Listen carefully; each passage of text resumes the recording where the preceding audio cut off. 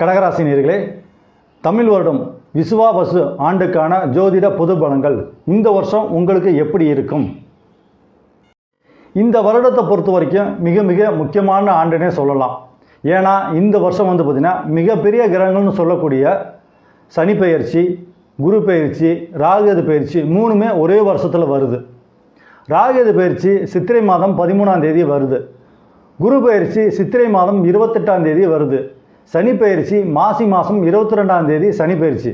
சனி பெயர்ச்சி வரும்போது உங்களுக்கு அஷ்டமத்து சனியும் முடியும்.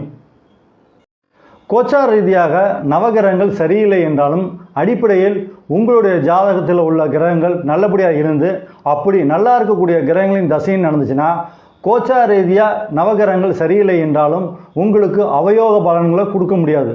மாறாக உங்களுக்கு யோகா பலன்களை தான் கொடுக்க முடியும். தனிப்பட்ட முறையில் உங்கள் ஜாதகத்தில் கிரக நிலைகள் எப்படியோ அதுக்கு தகுந்தாப்போல தான் உங்கள் வாழ்க்கையும் இருக்கும். அடிப்படையில் உங்கள் ஜாதகத்தில் கிரகங்கள் நல்லபடியாக இருந்துச்சுனாக்கா இந்த ராகுகேது பயிற்சி, குரு பயிற்சி, சனி பயிற்சி உங்களை ஒன்றும் செய்ய முடியாது. மாறாக உங்களுக்கு நன்மையை மட்டும்தான் செய்ய முடியும். நன்றி.